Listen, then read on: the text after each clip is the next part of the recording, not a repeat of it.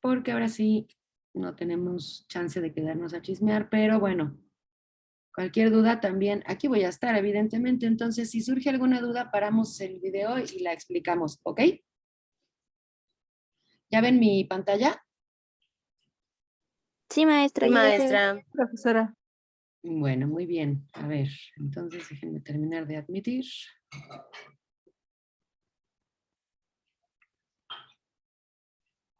Ok, listo. Bueno, me dicen si se escucha bien.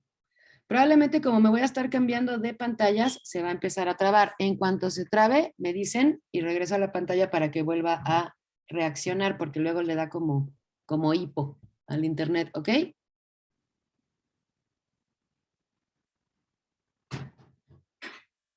Espérenme, ¿eh?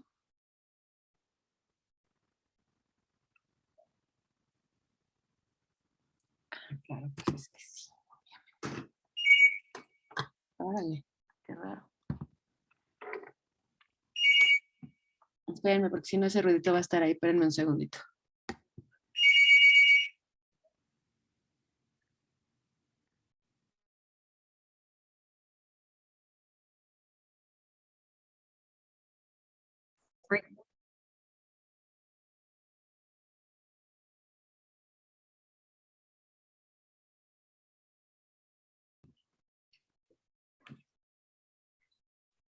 Listo, ok. Bueno, a ver, si me dicen si está suficiente el volumen, si le subo, le bajo. Muchas gracias. Vamos entonces a empezar. Voy a correr, a ver si puedo correrlo para acá. ¿Se escucha bien? Yo lo escucho un poco bajo, profesora. Bueno, vamos a hablar un poco acerca del... Ven que estoy acá acomodando, acá. Del eje gestáltico visomotor, que fue creado por Loretta Bender por el año, yo diría, 1900, es decir, al comienzo del siglo XX. En ese momento surge en Alemania la Gestalt Theory, o teoría de la forma, y tenía como representantes a Wertheimer. ¿Dónde se escucha mejor ahí? Eran todos de la escuela de maestra. Sí. Esta Gestalt Theory postula la relación que había entre el todo y las partes. Y muestra que soy Jimé, perdóname. ¿Cómo? Perdóname que te interrumpa. Soy Jimé, acá. perdóname que te interrumpa. No estás compartiendo pantalla, no sé si tu intención es compartir. ¿Dónde escuchan mejor? Ahí creo que se escucha mejor. A ver, Sí. espera un segundito Pero, entonces. maestra, no sé si solo soy yo, creo que a Ámbar también le sale una línea blanca en Que medio. todo Ya lo no demás me es sale el negro. video. Ah, sí. A mí A también. mí también. A mí igual. Sí, maestra, a mí también. A ver.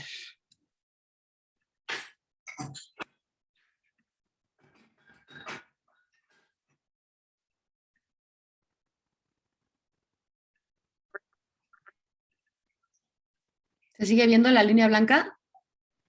No, ya Ya, no. ya no, No, ya no, profesora. maestra. ¿Ah? Ay, qué bueno. Ok. Quizá abrí... Ah, por acá, sí. Ahora... Ahí se está compartiendo. Ah, bueno, perfecto. Solo falta abrirlo, que quede en pantalla Ahí completa. está. Y Ahora estamos bien. ahora está perfecto. Bueno, insisto, puede que en algún momento se trabe, por favor no tarden o no tomen mucho tiempo en decirme, ¿sí? Se los encargo. Bueno, bárbaro. Decíamos entonces que en ese momento la Gestalt Theory, ¿no es cierto?, postula que la percepción no puede interpretarse como la suma de sensaciones, o sea que la percepción es como un todo, y el organismo responde, ¿no es cierto?, a una constelación de estímulos como si fuera un patrón, ellos dicen una Gestalt. En el año 1932, al 38, vemos que Loretta Bender va a construir este test, y en el hospital Bella Viejo Hospital de Nueva York, ¿no? Y allí decimos que trabaja con una serie de pacientes tomando este test, y luego en el año 46 publica el manual que hoy conocemos. A la Argentina lo trajo en el año 1974 Jaime Bernstein, que fue el primer director de la carrera de psicología de todo el país. Y en realidad era una persona que se dedicaba mucho a la educación y decidió traerlo como para mejorar también el aspecto educativo, ¿no? Para ver entonces cómo se movían los alumnos de la carrera, para ver si se podía aplicar en el país. Obviamente es el primer test visomotor de forma concreta, ¿no? O el primer test visomotor, porque había que copiar, ¿no es cierto?, el dibujo, había una tarea gráfica y se tenía ese modelo a la vista. Bueno, en realidad se eligieron los patrones de 9 de las tarjetas de Weltemer. Bueno, la presentación de las tarjetas, siempre decimos que es bueno tener las tarjetas de PAI-2, que serían las tarjetas que están baremizadas, que están permitidas. Como ustedes verán, es decir, son 9 tarjetas, 9 tarjetas, después las vamos a ir presentando. Cada una de las tarjetas va a tener la parte posterior, es decir, bueno, la editorial y el número de la misma. Que esto nos sirve también en la manera que la vamos presentando. Cuando presentamos las tarjetas, se espera, ¿no es cierto?, que el sujeto las copie lo más parecido posible. En realidad, esa va a ser la consigna. Acá dice, ¿no es cierto?, Loretta Bender, que la consigna es, aquí hay algunas figuras o dibujos para que los copie. Cópielos tal cual usted lo ve. Esa sería la consigna que dio Loretta Bender y que luego después también repitió Bernstein. Pero yo creo que para nosotros, para un mejor uso, decimos que acá tenemos 9 tarjetas que tienen que dibujarla lo más parecido posible. ¿Por qué pedimos lo más parecido posible?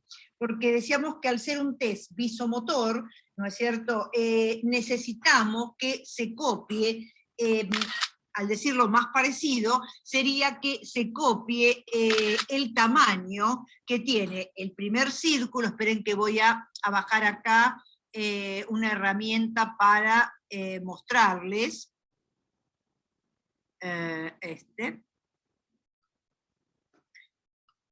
Un segundo.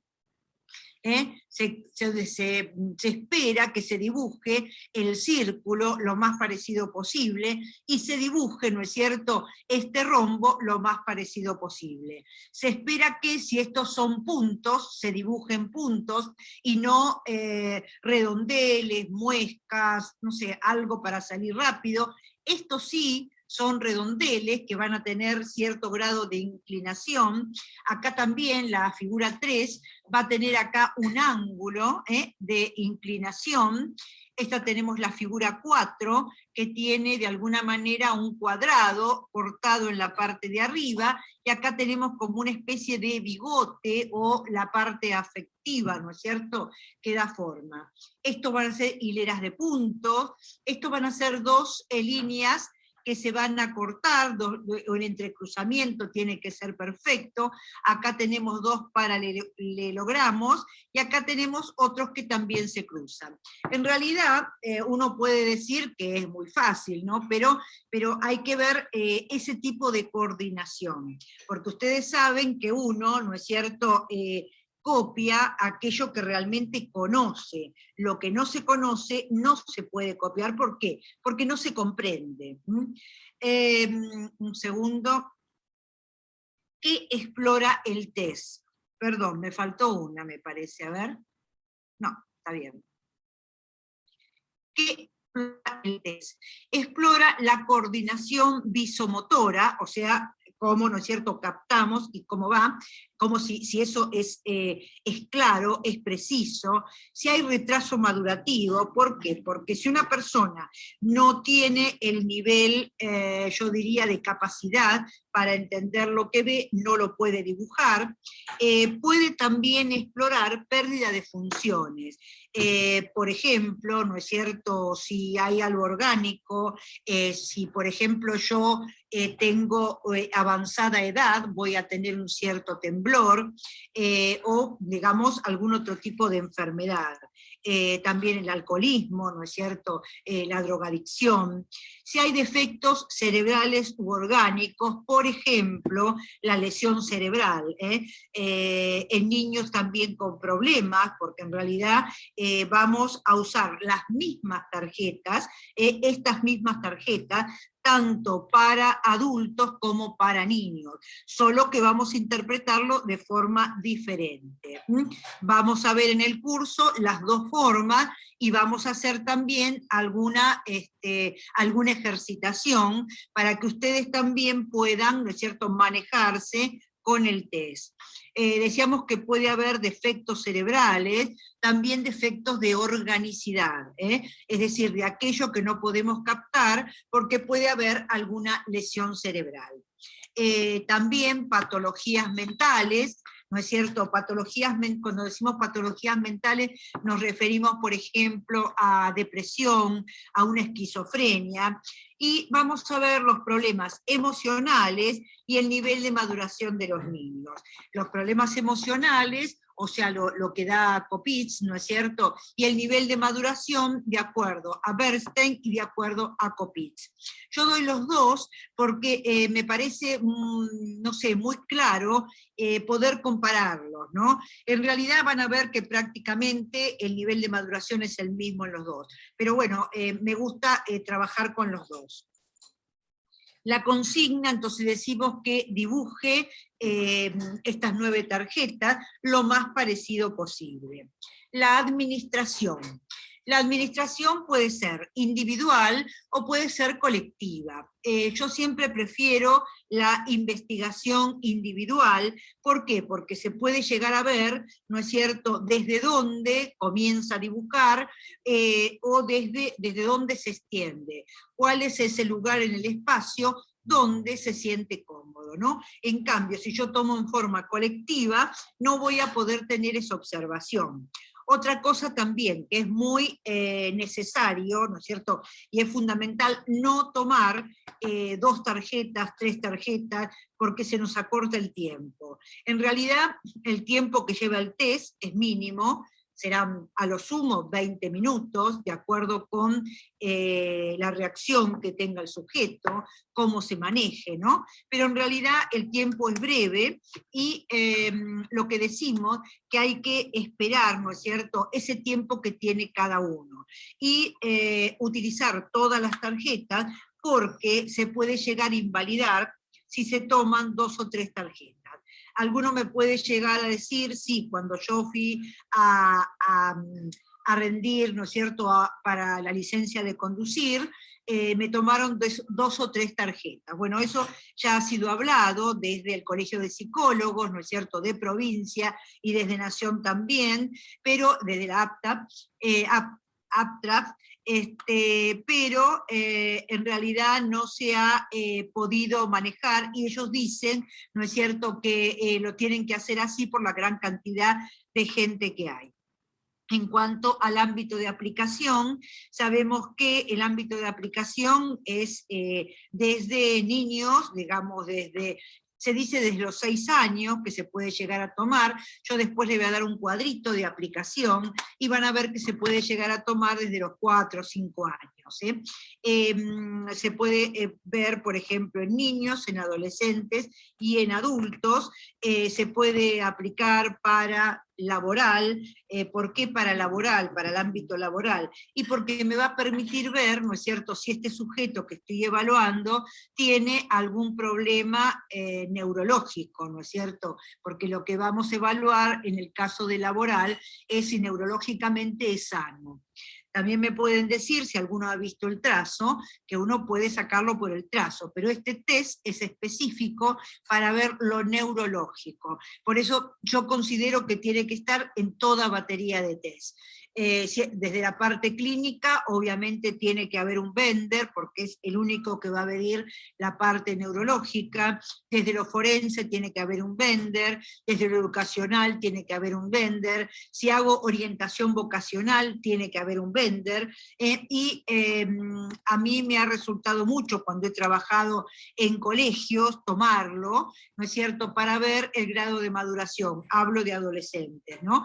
Pero realmente es muy rico, ya van a ver en todos los ámbitos.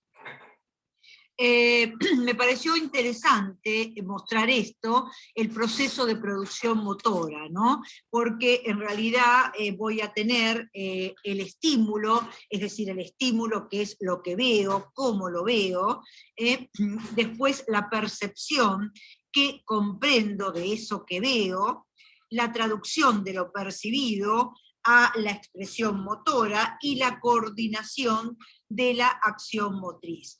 Fíjense la importancia, ¿no es cierto?, que tiene este estímulo para esta percepción y para que responda mi coordinación motora.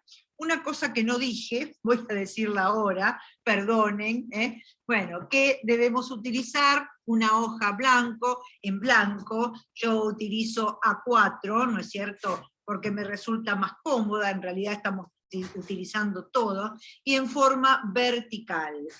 Entonces, como en todos los test gráficos, al utilizar la hoja vertical, voy a ver si el sujeto acata la consigna, ¿no? O si en realidad la gira, la tuerce, bien. Porque van a ver que sobre todo se da también en adultos, pero más en chicos se suele ver esto, y que en realidad en chicos yo diría que no es cierto, algo, puede ser, no digo que no, una conducta contradictoria, pero más que nada va a ser una conducta de, ¿cómo decir?, de incomodidad, o tal vez de mucha, ¿no es cierto?, acción motriz. Es decir, hay niños, por ejemplo, que son muy movedizos, que tienen una falta de concentración, que mucha movilidad, y van a estar girando la hoja. Entonces le damos una hoja en blanco, le vamos a dar un lápiz, ¿no es cierto?, generalmente un lápiz que no sea muy duro, un 2H, y una goma. Yo siempre les digo que les trato de dar un lápiz y una goma porque me interesa ver la ansiedad del sujeto. ¿Por qué digo esto? Porque hay sujetos que ustedes van a ver que borran, ¿no es cierto?, que empiezan a dibujar e inmediatamente borran, y que en realidad no corrigen nada. Y está el otro que intenta ser preciso y que quiere realmente corregir la producción.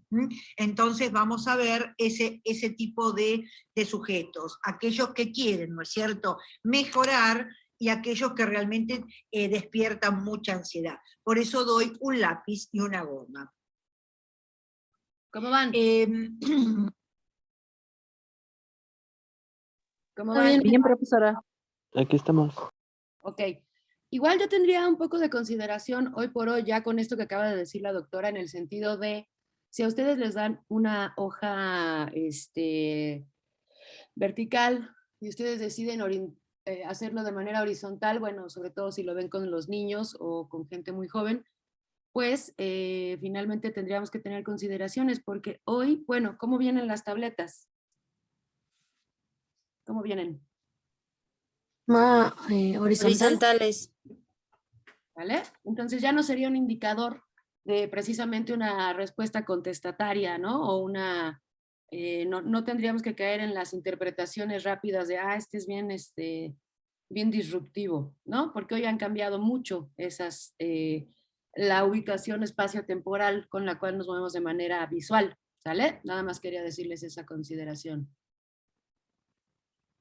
Hay algunos que hablan, por ejemplo, en lugar de hablar, algunos autores, que en lugar de hablar del emplazamiento en la hoja, hablan del eje espacial. El emplazamiento en la hoja es ver ¿no es cierto?, dónde o qué lugar del espacio le resulta más cómodo. Entonces, por eso hablan de un eje espacial.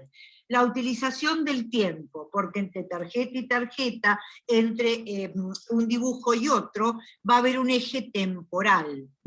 Después, cómo se vinculan las partes, ¿no? Cómo se vinculan las figuras entre sí. Ahí hablamos de un eje vincular. También nos dice esta autora que puede haber una lógica gráfica, que se empiece de un lado, que se siga por otro, ¿no? Y habla de un eje lógico. El despliegue muscular para efectuar esos trazos habla del eje cinético, y la distribución que va a dar un estilo particular nos habla de un eje estético. Esto sería para una autora en particular, aunque yo me voy a referir igual a los aspectos formales del dibujo, como es espacio, tiempo, ¿no es cierto?, movimiento, es decir, todo lo que nosotros hemos visto en los otros test gráficos. Pero esto me parece también importante tenerlo en cuenta. ¿Qué vamos a ver en el curso? Vamos a ver la calidad de la línea, porque la línea, ustedes saben que es muy importante, la línea o el trazo, para ver entonces cómo o qué es lo que presenta el sujeto en esta situación actual.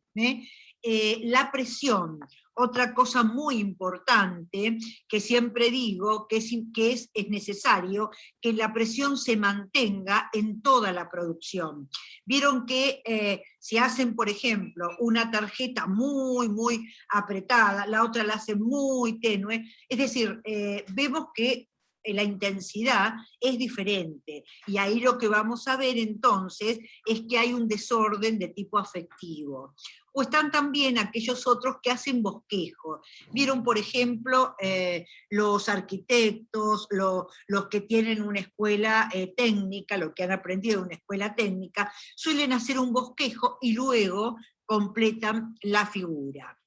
En este caso vamos a tener acá, por ejemplo, estos que hacen, ¿no es cierto?, como una especie de trazo, de línea, como que van completando la figura. Acá tenemos esto en zigzag, es decir, cada uno va a tener una interpretación diferente, ¿no? O este último, que habla de un temblor, que sería un trazo patológico, o cuando nosotros decimos que la enfermedad se llega a manifestar en el trazo.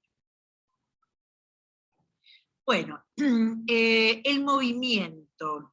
Yo decía que es muy importante poder tener este acercamiento con el sujeto y ver qué es lo que está dibujando, porque yo tengo que observar hacia dónde dibuja. Por ejemplo, en el caso de la figura A, ¿no es cierto?, tengo que ver, ¿no es cierto?, cómo va a dibujar, si es en sentido de las agujas del reloj, o movimientos hacia afuera o hacia adentro, o si hay discrepancias, porque todo eso también me va a decir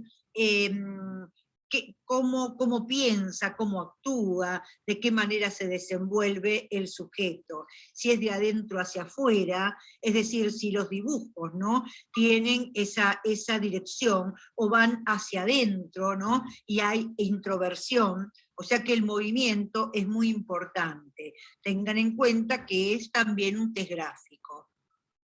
El método de trabajo, ¿método de trabajo qué es?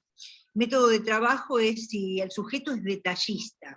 Vieron que hay algunos que le van a decir, puedo contar, ¿no es cierto?, en el caso de la figura 1, puedo contar los puntos, y ustedes me le van a decir como a usted le parezca. O señalan, o siguen, ¿no es cierto? Esta sería la tarjeta 2, siguen y van contando y van viendo, entonces van a decir como a usted le parezca. Eso sería detallismo, cuando alguien trata de ser muy preciso. Después también puede haber impulsividad. ¿Qué digo cuando hay impulsividad? vieron que hay personas que son muy rápidas, ¿no? Pero lo que tengo que observar es si en realidad son rápidos porque lo hacen bien, o son rápidos para sacarse el tema de encima, ¿eh? Y eso lo vemos en todos los gráficos, incluso la figura humana, es decir, hay personas como que se sienten como perseguidas y quieren sacarse el material rápido, y hay mucha impulsividad. Pero en otros vemos que la impulsividad es rica, o sea, que son sujetos creativos, y tratan entonces de hacerlo rápido y bien. Ahí lo que decimos es que hay procesos mentales rápidos. Hay otros sujetos que en realidad son muy lentos, y lo que tratan de hacer es de tomarse su tiempo y dibujarlo lo más preciso posible, pero, ¿no es cierto?, lo tratan de hacer en forma lenta. ¿Y qué me cuentan cuando se encierra el dibujo? Es decir, vieron que se le da entonces la tarjeta A, ¿no es cierto?, la tarjeta A, a ver, acá, la tarjeta, y una vez que la dibujó, la encierra. Se le da la tarjeta 2 y la hace aquí. Se le da la tarjeta, 1, la 2, la 3, y sigue haciendo líneas separando cada tarjeta de la otra. En realidad, esto también es un mecanismo de defensa. ¿Se acuerdan del aislamiento? También uno tiene que empezar a aprender todos los mecanismos de defensa, porque después los tenemos que escribir en los informes. Entonces, cuando el sujeto empieza a aislar cada figura dentro de un cuadrante, podemos decir, hablamos de aislamiento. También tenemos la disposición, que dentro de la disposición yo voy a dar, de acuerdo a Cristina Gay de Guittum, un material, ¿no es cierto?, como una especie de cuadernillo, donde nos habla, ¿no es cierto?, de la secuencia, es decir, cómo va a ser la secuencia de los dibujos, si va a ser muy metódica, es decir, si el sujeto se toma mucho tiempo para organizar el trabajo, para darle un lugar, si es algo que está ordenado, ¿no? A ver cómo decir, ordenado, si cada dibujito va uno debajo del otro, ¿no? O si en realidad va poniendo los dibujos al azar. Porque vieron que muchas personas, ¿no es cierto?, hacen un dibujo acá, el otro lo hacen abajo, otro lo hacen arriba, o sea, que no tienen una buena planificación. Eso también lo podemos llegar a ver, ¿no es cierto?, a través de esto. O, por ejemplo, también en la secuencia, aparece esto de que piden una hoja, y piden otra hoja, y piden, o sea, que van haciendo cada dibujo en una hoja, y uno lo que ve, entonces, la necesidad que tiene el sujeto de expandirse, de, no sé cómo decir, de cubrir espacio, ¿no?, de llenar el espacio, y ver, por ejemplo, cómo se ponen las figuras, si muy a la derecha, muy a la izquierda. Después podemos ver, por ejemplo, la posición del primer dibujo. ¿Qué quiero decir con esto? Que dentro de la hoja en blanco, el primer dibujo puede estar ubicado aquí, ahora lo voy a mostrar un poco, en el medio, al otro lado, abajo, como que cada uno va buscando ese lugar donde se va a sentir cómodo. La posición también general de los dibujos el uso del espacio, que es muy importante, y también el uso de los márgenes, que eso también es muy importante. Yo no sé si ustedes se acuerdan de, yo lo he dado en Persona bajo la lluvia, la importancia que tiene, por ejemplo, el no tocar el margen superior, porque en realidad, ¿no es cierto?, cuando tocamos el margen superior es que no nos permitimos pensar, o por ejemplo, cuando se apoyan las figuras en el margen inferior, lo que decimos en este caso es que en realidad no, el sujeto cuando apoya en el margen inferior, es inmaduro el sujeto adulto. No así los niños, porque hasta los 12 años se espera que lo hagan, se apoyen, ¿no es cierto? Y también cuando utilizan el margen, o muy apoyado, ¿no es cierto?, en este sector, o muy en este, que también tiene su explicación. Cuando hablamos de la secuencia o sucesión, vamos a hablar, por ejemplo, cuando alguien utiliza, por ejemplo, en este caso, un dibujo abajo del otro. Y decimos que, fíjense que hasta necesita colocar el 1, el 2, el 3, el 4, el 5, ¿no es cierto?, 6, 7, 8 y 9. O sea, las 9 tarjetas, y necesita ponerle a cada uno un número, ¿no? Como para un propio ordenamiento interno. O sea, la necesidad de acomodar, la necesidad de cómo ordenar las cosas en el espacio, ¿no?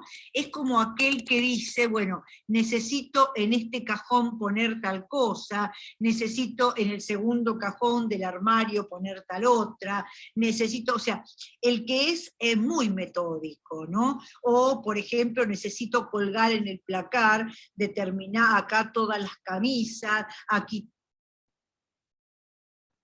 todos los pantalones, lo muy metódico. Segundo que... Este es metódico también, ¿por qué? Porque tenemos la figura A, la figura 1, la 2, la 3, la 4, la 5, la 6, 7 y 8. La figura A está acá, ¿no es cierto? Y vamos a ver que utiliza la hoja en forma apaisada. En este caso, como es un adulto, vamos a ver muchas cosas, ¿no? Porque en este caso, si bien hay un ordenamiento, vamos a ver que utilizó la hoja apaisada, como diciendo, yo también tengo mi propio, digamos, mi propio criterio, yo ordeno de determinada manera. Y vamos a ver también en este ordenamiento esto, ¿no? Cómo se presenta como un sujeto que de alguna manera se siente inhibido, no se muestra importante, ¿no? Pero a medida que transcurren las tarjetas, vamos a ver cómo se va a mostrar en estas últimas. Y acá tenemos otro mecanismo de defensa, que es la formación reactiva ante sentimientos de ansiedad, cuando empieza entonces con una figura pequeña y después cómo agranda la figura, como diciendo al final, te voy a llevar por delante, ¿no? O sea, mostrando un poquito eso. Por eso decimos que a veces la hoja apaisada da este tipo de interpretación. Bien. Después tenemos este otro que realmente vemos que hay, ¿no es cierto?, una cosa un tanto irregular, un tanto confusa. ¿Por qué? Porque ubica la figura 1, pero la figura A, pero la figura 1 no viene inmediatamente en la parte superior ni en la parte inferior. Esta es la A, y ubica la figura 1 muy por debajo. Luego le mostramos la figura 2 y la dibuja por debajo. Le mostramos la figura 3 y está aquí. La figura 4, la 5, la 6 la 7 y la 8. Entonces esta configuración es caótica. ¿Por qué? Porque uno espera que vayan las figuras de arriba hacia abajo. Sería la secuencia, ¿no? De empezar de arriba hacia abajo y de izquierda a derecha. Y en realidad no ha mantenido esta disposición. Esto es lo que vemos en este sujeto. Más allá, ¿no es cierto?, de esta confusa o caótica de esta presentación, vemos acá lo afectivo muy marcado, y vemos acá que si bien ha mantenido los ángulos, no ha mantenido la forma, porque este paralelogramo está mucho más pequeño que este otro y no lo ha cruzado donde corresponde. Entonces acá hay algo visual que no está bien, o que habría que ver si lo ve o si no lo ve. Bien. En cuanto a la posición del primer dibujo, se espera, ¿no es cierto?, que el primer dibujo se ubique aquí arriba en el centro, o se ubique a la izquierda, ¿no? Pero generalmente es en el centro. Pero no todos van a dibujar el primer dibujo allí, porque a veces puede estar ubicado en el ángulo inferior izquierdo o en el ángulo inferior derecho. Puede estar también arrinconado en el ángulo izquierdo, puede estar en el ángulo derecho, o puede estar en el centro de la hoja. Todos estos van a tener un significado diferente. Por ejemplo, acá que les decía, este sería más el esperado, debajo del margen superior, ligeramente por debajo. Bien. Miren qué extraño. Entonces, si yo veo, ¿no es cierto?, que es extraño porque no va de arriba hacia abajo, va de abajo hacia arriba, lo que me está diciendo este sujeto es que realmente está pensando al revés, está viendo las cosas desde otro lugar, no desde el lugar de ese código compartido, ¿se entiende? Entonces, está ubicando este primer dibujo en el ángulo del emplazamiento de mayor retracción. Y también piense que este ángulo, como habíamos dicho en otras oportunidades en los gráficos, es la ausencia de rol paterno, de función paterna. Entonces también podemos ya sacar otras hipótesis para ver qué le pasa a este sujeto. Pero en realidad, ubicar la figura A en este lugar, la figura 1, la figura 2, la figura 3, la figura 4, la 5, la 6, 7 y 8, fíjense que fue de abajo para arriba, que no es lo lógico ni lo esperable. Bien. Después podemos tener la posición general de los dibujos. ¿Y qué quiero decir con esto? Posición general de los dibujos, por ejemplo, las figuras colgadas en los extremos, la figura, ahora lo voy a mostrar, las figuras en un solo extremo, las figuras alrededor de la tarjeta A, o sea, la primera, o las figuras separadas por líneas. ¿Qué encontramos aquí? Por ejemplo, ¿no les llama la atención esto que queda aquí en el medio? ¿Cómo no hay continuidad? Hace la figura A, la 1, la 2, la 3, la 4. Y después así de una se fue y hace la 5, la 6, la 7, la 8. Fíjense que queda un espacio en la zona media, ¿no? Y este espacio habla de este temor, o sea, que de repente se acerca al otro y luego se inhibe y se retira. Hay algo que tiene que ver con estas relaciones interpersonales. O lo mismo acá, fíjense, hace la... Uy, perdón. A la recuadra, esta la deja abierta, la 1. Hace la figura 2, la recuadra, la 3 la deja abierta. Es como una manera de me aíslo y por otro lado me puedo relacionar. Me vuelvo a aislar, me vuelvo a aislar y después me relaciono más libremente. Fíjense, además tiene la necesidad de controlar, porque pone 1, pone 2, pone 3, 4, 5, 6, bueno, ven cómo va poniendo, ¿no es cierto?, el número en la figura. Eso sería el control, no solamente para el otro, para sí mismo. El uso del espacio, el uso del espacio que vamos a ver, por ejemplo, el distanciamiento entre la figura, o el poco espacio, mucho espacio y figuras pequeñas, tendencia a superponerse la figura, y el choque o cohesión. Cada una de estas tiene una interpretación. Fíjense, por ejemplo, en este caso, ¿no? No sé si se llega a ver, vemos acá la figura A, muy pequeña, luego tenemos la figura 1, la figura 2, la 3, acá tenemos la figura 4, la figura 5, la figura 6, la figura 7 y 8. Fíjense que los dibujos son muy pequeños, hay mucha inhibición, puede haber timidez, puede haber como retracción, miedo al otro, pero bueno, tiene su interpretación. En cambio ya en este caso, fíjense que el dibujo es mucho más amplio, y acá tenemos, si bien no están chocando, no se superponen, esto nos está diciendo que este sujeto muchas veces se va a encontrar con el otro de una manera como, yo no diría chocando, pero sí de alguna manera hiriente, de alguna manera puede ser impulsiva.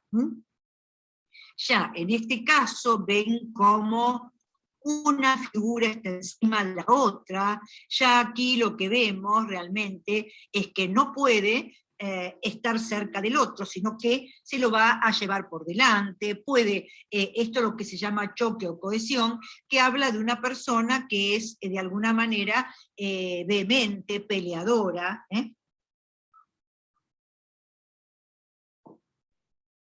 Bien. El uso de los márgenes, que les decía. Hay personas que necesitan pegarse a un margen. ¿Y qué nos está diciendo? Es una persona que realmente necesita sostenerse, pegarse a un margen, sobre todo de la madre, es como sostenerse, necesita seguridad, temores de separación, podemos indicar un montón de cosas, ¿no? O, por ejemplo, hacer un dibujo debajo del otro y tratar de hacer una línea, como separarlos, ¿no? Pero en realidad esa separación la está necesitando dentro, él tiene confundido su interior, por eso necesita hacer esta separación.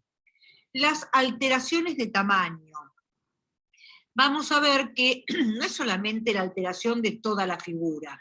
Muchas veces, dentro de la misma figura, fíjense que hace un dibujo más grande y uno más pequeño, como en este caso, que esto generalmente es señal de conflicto, alteración sexual.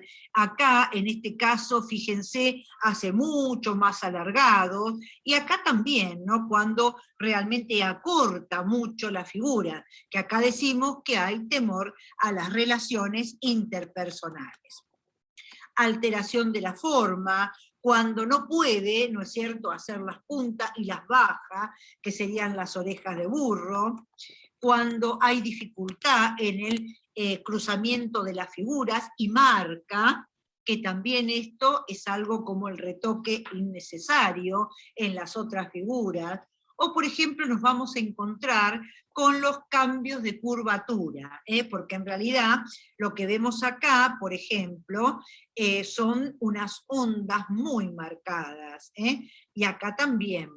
Estas ondas tan marcadas, lo que me va a decir es que la persona tiene cambios de ánimo, puede ser hipermaníaco, hipomaníaco, entonces hace cambios, lo mismo ocurre acá. En cambio acá son las curvas mucho más atenuadas y también acá aplastadas, no mantiene la curva. Entonces acá hablamos de una actitud emocional, ¿no es cierto?, mucho más fría, mucho más pensada. También los cambios en la angulación. Esto a veces como que el ojo no lo percibe, pero es muy importante. Por ejemplo, en la figura 3, muchas veces no nos damos cuenta que en la figura 3 acá hay un ángulo prácticamente de 90 grados, y no se mantiene, pero se debe mantener ese ángulo de 90 grados, porque eso hablaría de la buena percepción, que estoy realmente percibiendo correctamente. Lo mismo acá, que vemos acá que hay el ángulo se hace muy agudo. Entonces, al hacerse muy agudo, hasta puede haber impulsividad y agresión. Deformación o distorsión grosera.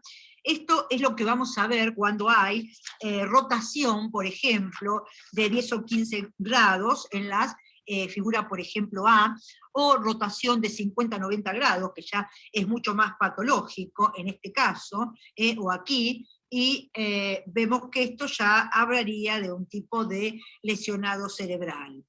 También podemos encontrarnos, perdonen que yo aprenda y apague el aire, podemos hablar de superposición. Ahora les digo qué es: absorción, garabateo, concretización. ¿Qué sería en este caso? ¿Ven? Aquí hay absorción. ¿Por qué? Porque no estamos manteniendo, ¿ven?, la figura separada. Entonces, de alguna manera, va a haber esta superposición. Acá tenemos absorción. ¿Qué se absorbe? El ángulo. No lo ven, porque hay una parte del cerebro que no le permite ver. Acá tenemos garabateo. ¿Qué es el garabateo? Cuando, más allá de la figura, le hacen algún otro adorno que no, digamos, no está. O sea, que es algo propio que lo están proyectando. También tenemos acá la perseveración, cuando hacen, por ejemplo, la hilera de puntos, y luego la figura, esta es la figura, ¿no es cierto?, 1, la 2 también continúan con la misma cantidad de puntos, y la 3 la continúa, es la perseveración, ¿no es cierto? Acá tenemos una rotación de la figura, o también le llamamos desplazamiento, ¿no es cierto? Entonces, vamos a ver cómo, en el caso de esta figura, ¿no es cierto?, ya nos encontramos con la parte de lesionados cerebrales, de problemas de índole neurológico y organicidad. En el caso de forense, tenemos una autora, Nodelis, que habla acerca de los trastornos ficticios, o también la simulación de enfermedad a través del Bender, pero esto para forense.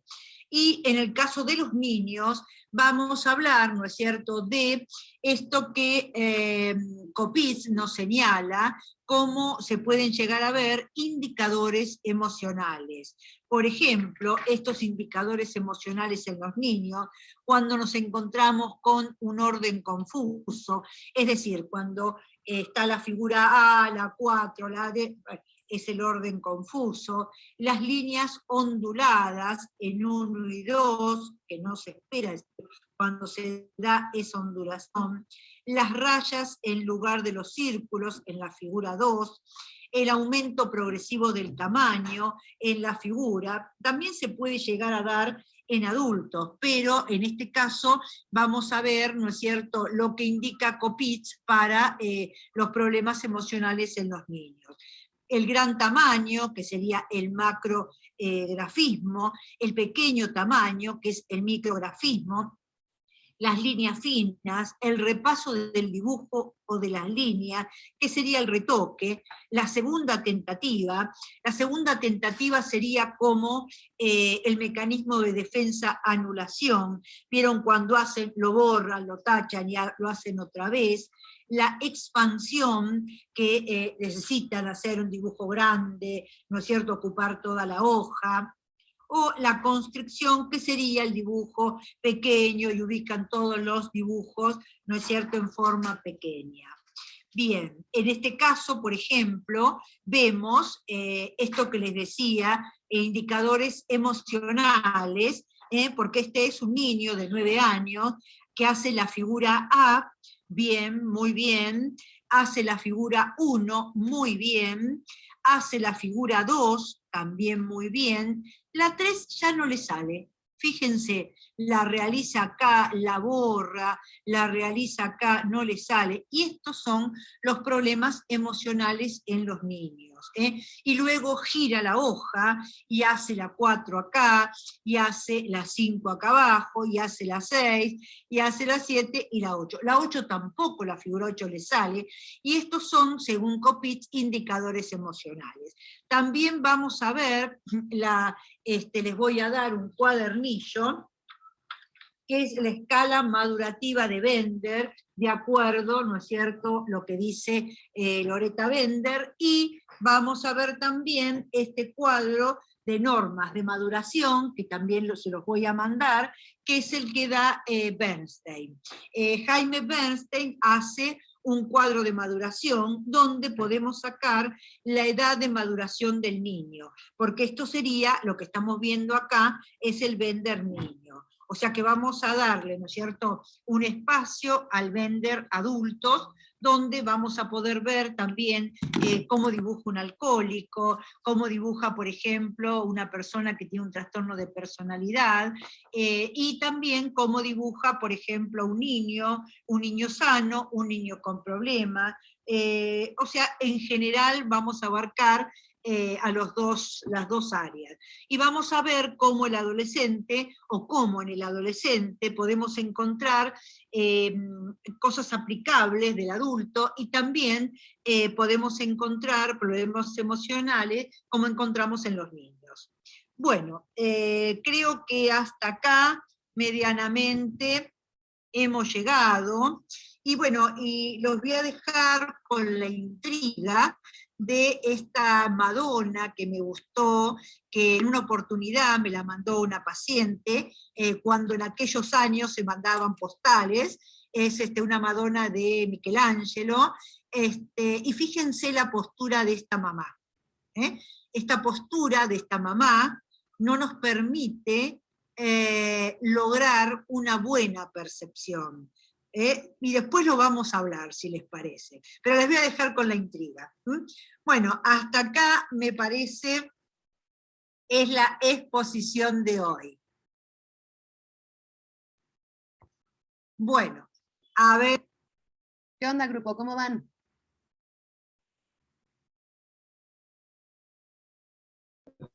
Vamos bien, maestro. Bien. Aquí estamos. Bueno, yo estoy acá. ¿Qué les parece entonces hasta ahorita el test de Loretta Bender?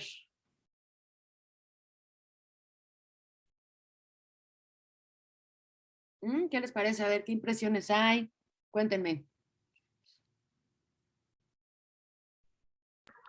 A mí me da la buena impresión de que se va más allá de solo la interpretación que da el test Bender, porque a nosotros lo compartió la maestra Zulema, ¿no? Y en buena parte de lo que explica ella, pues nada más es como una indagación para ver si hay algún problema no solo cognitivo, sino también físico, pero ella le da esta correlación de significados pues a los dibujos. A mí me llamó mucho la atención el del margen. Esto de que necesita como que tiene la necesidad de cerrarse algo al niño, en especial a la madre. Entonces como que esa relación de significados del psicoanálisis a mí me gustó mucho. Yo no lo había visto así. Ok, interesante, bien, bien, bien, bien, Rick. Sí, eso de los márgenes puede prestarse un montón de interpretaciones, ¿no? Bueno, pero ahorita hacemos algunas consideraciones.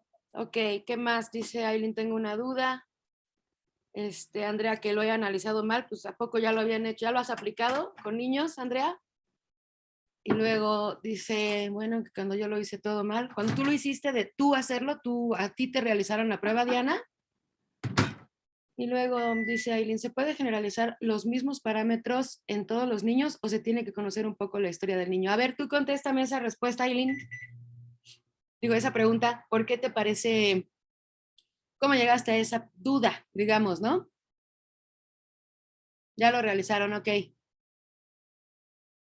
Ok. Ujú.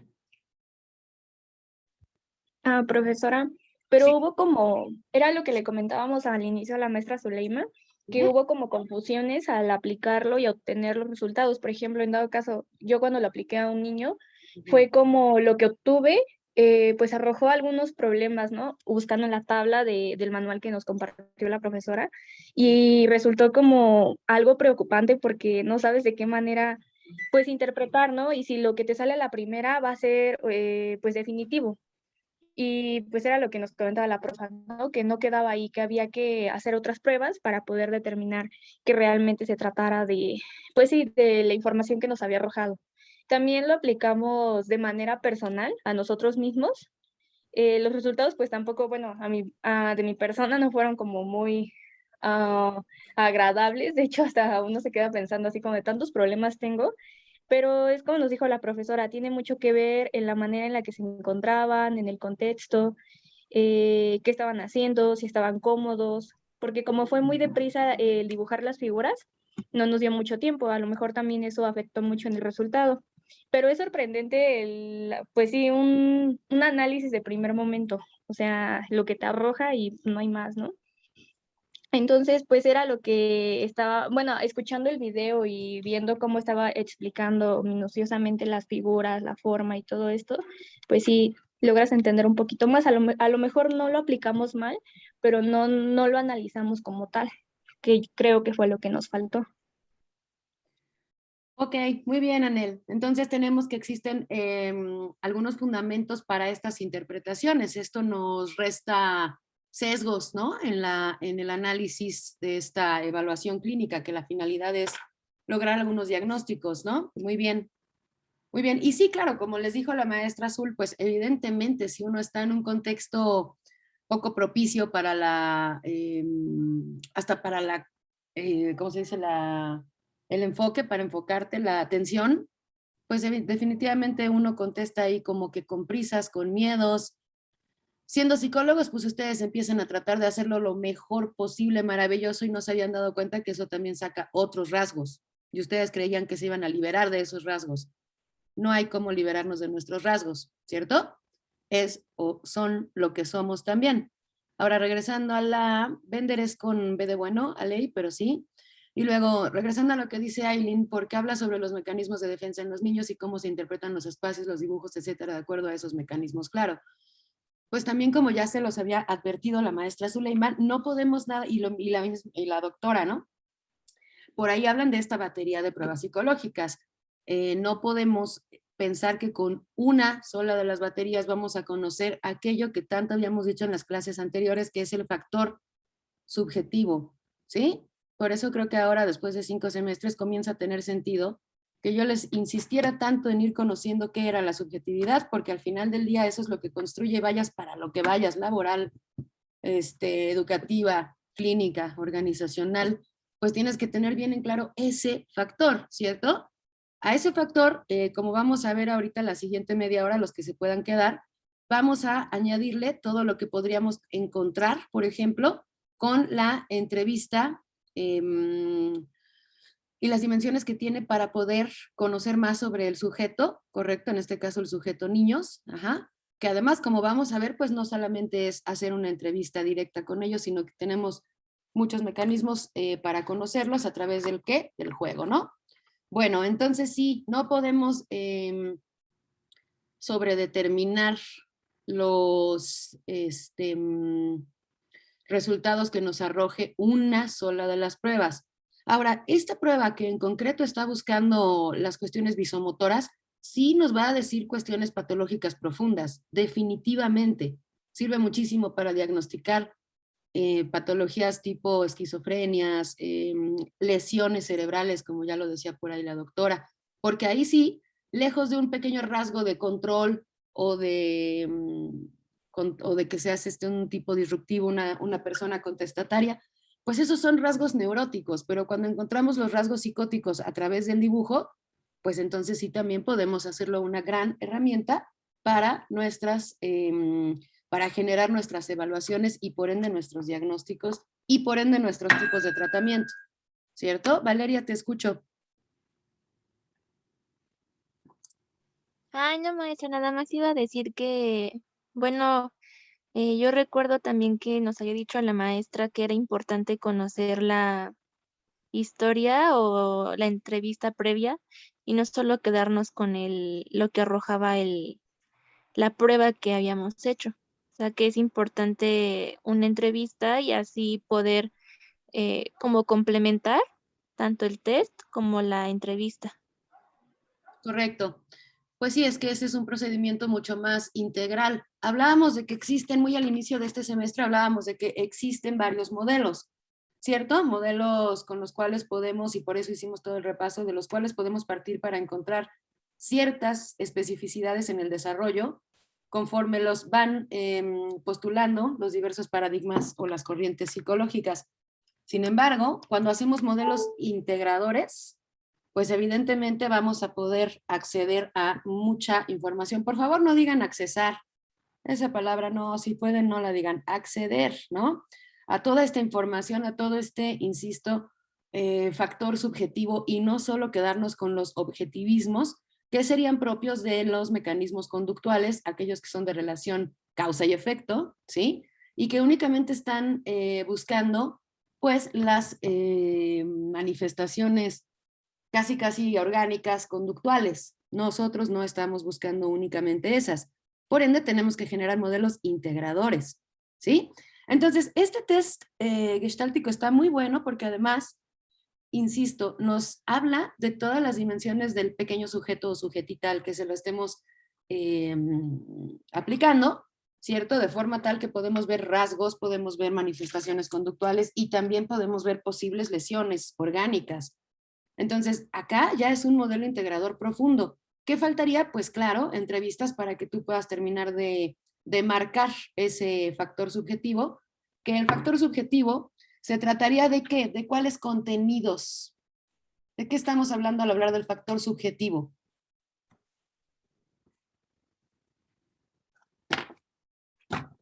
De lo inconsciente. Daniel, pues por supuesto que iba a decir lo inconsciente porque él ya de manera manifiesta siempre tiende a hacer psicoanálisis en estos modelos integradores. ¿Cómo más podrías llamarle, Daniel? Muy bien. ¿Qué más, aparte de inconsciente? ¿Qué otra cuestión demarcaría o denostaría lo subjetivo? La percepción, la cognición, la historia de vida, vida anímica. Es que hay varios. Exacto. Y a ver, por ejemplo, otros así como en términos un poquito más coloquiales. O sea, como ¿Qué es la subjetividad? la Podría ser como subjetividad la es la forma en la que, bueno, primero, No, continúa. bueno, a grandes rasgos la subjetividad es cómo entiendes al mundo, para no irme más allá. Cómo entiendes y te vas a relacionar con el mundo.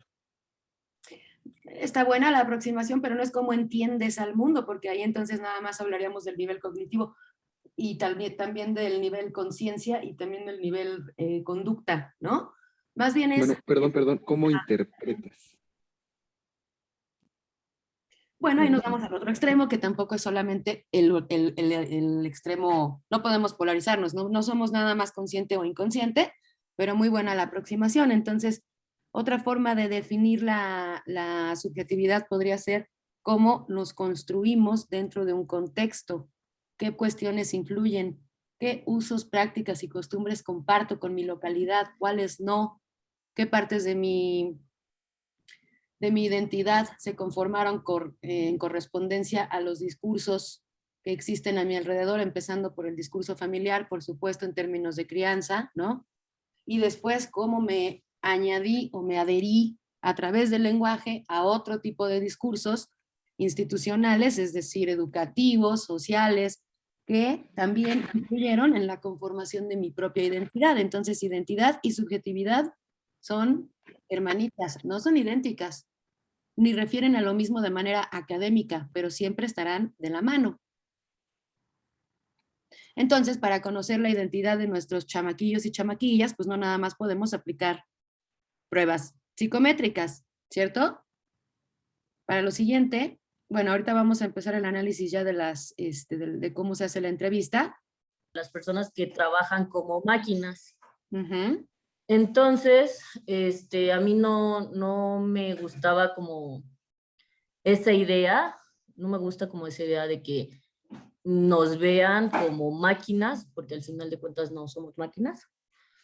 Y es por eso, ¿no? Que mi motivación es el cambiar esa parte, ¿no? O sea, que nos vean como lo que somos, humanos, que tenemos sentimientos, tenemos, pues vamos, o sea, no nuestra vida tiene que estar dedicada 100% al trabajo. Sé que algunas personas se desviven por su trabajo.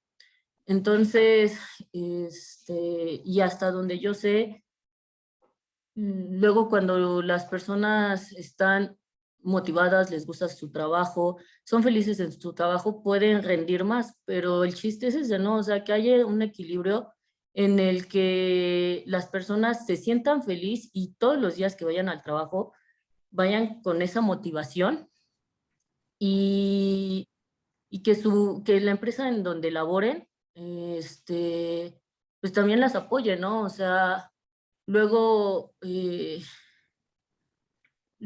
se te muere un familiar y ya es así como de, ay, puras excusas para faltar, y es así como de, güey, perdón por la palabra, ¿no? Pero así como de, hay puros pretextos, ¿no? Para faltar, y no importa que sea tu tía o lo que sea, igual se te va a descontar el día, ¿no? Entonces, así que tú sabes si quieres faltar o no quieres faltar. Entonces, creo que esa parte es como la menos bonita de laborar. Y no sé, o sea, es lo que a mí me motiva para entrar a esa área. O sea, para ver ese lado humano, para que empiecen a ver ese lado humano de sus colaboradores. Muy bien. Pues yo digo que entonces Alma para presidente. Muy Jalo, bien, no Alma, es cierto. bien. Muy bien, y aparte muy bien expuesta tu hilo de ideas, muy bien expuesto, ¿no? Este hilo de ideas, porque pues acá estás hablando entonces de encontrar aquellas motivaciones intrínsecas, favorecer aquellas que son las extrínsecas. Por ejemplo, de manera intrínseca podemos lograr que nuestros colaboradores, pues que nosotros estamos trabajando para el bienestar de nuestros colaboradores cuando estamos en RH. Bueno, evidentemente entonces tenemos que tener muy en cuenta esas motivaciones, primero que nada. Y acá nos regresamos al humanismo, ¿no? Con Maslow, Rogers, pero sobre todo Maslow. Y nos vamos a la cuestión de qué sería una motivación intrínseca. ¿Alguien sabe cómo podríamos para RH aplicar una motivación intrínseca?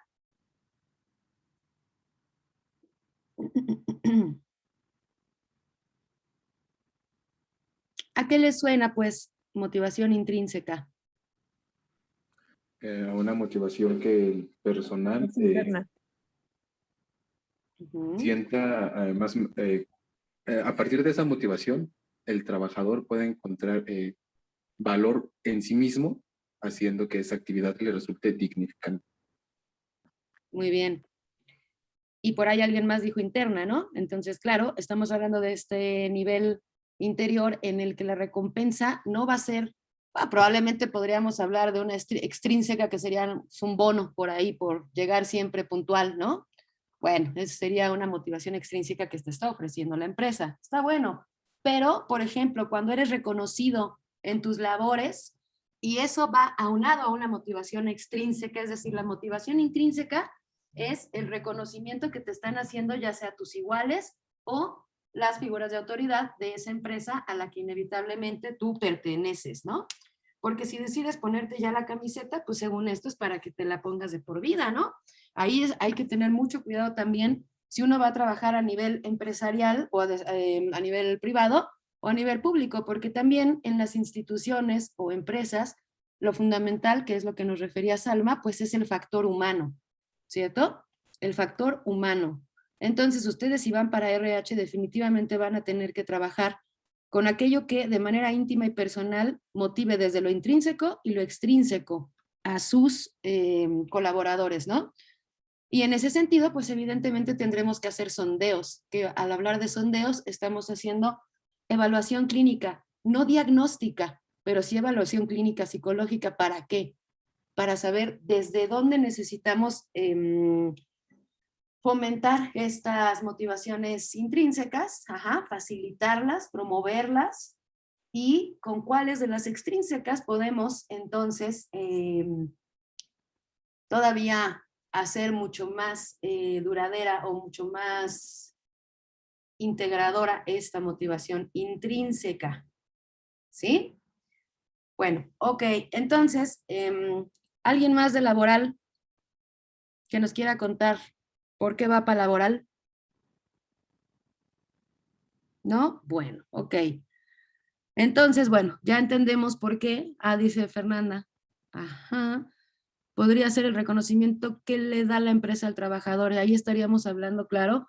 Es que depende mucho cómo se lo dé, Fernanda, porque si se lo da en sentido de darle solamente un dinero sin algún reconocimiento ahí de sus labores, más que el hecho de, llegaste puntual, eres un buen borrego, genial, ahí te va tu bono, pues eso es una cosa.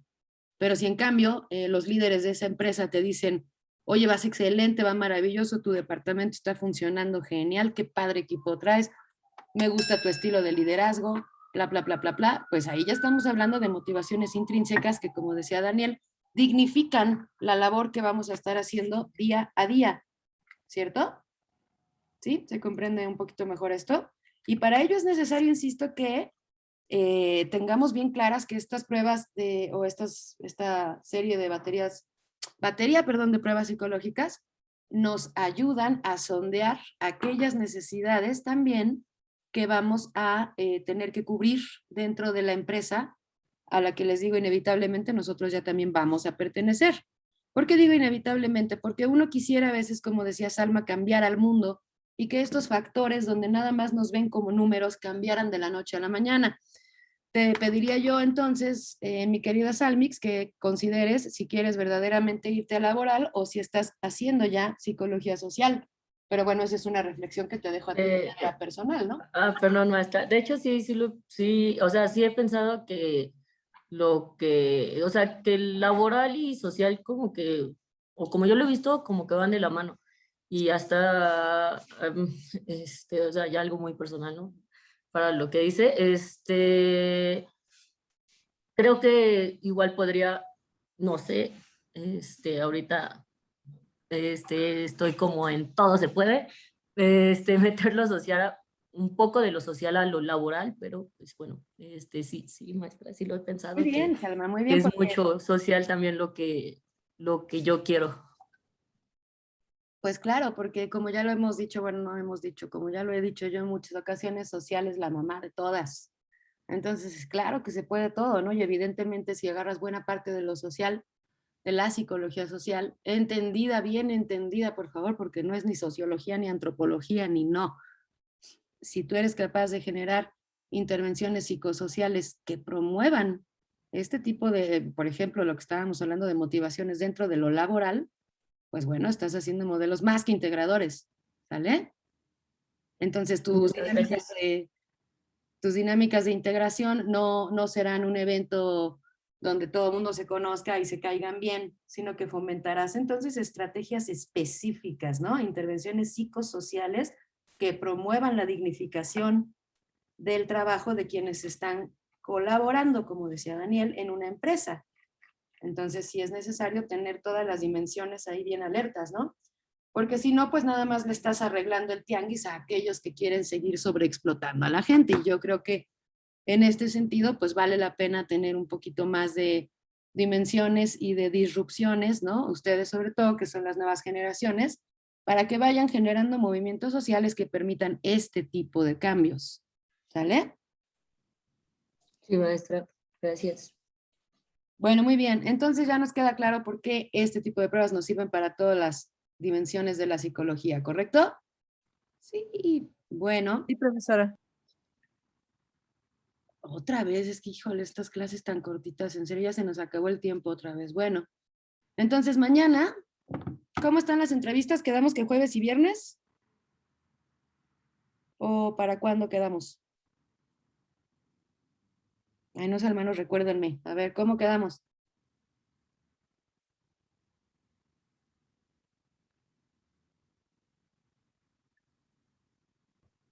Según yo recuerdo, la entrega de las preguntas era para el 7, si no mal recuerdo. Ujú. Preguntas, pero exposiciones. Ya me acordé yo. Es El jueves, ¿no? Las Sí, exposiciones. jueves y viernes. Ok, bueno, entonces mañana adelantamos con esta cuestión de los aspectos de la medición psicológica para niños.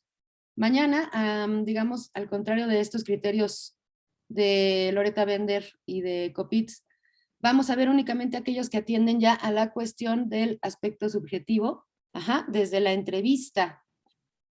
Y no crean que es cualquier entrevista y tiene aspectos bastante específicos, que sí es una de las clases más importantes de este semestre, así que no quiero empezar y partir la clase en dos, entonces mejor mañana iniciamos con ello. Y jueves y viernes ustedes se exponen, ¿sale? Sí, maestra. Sí, maestra.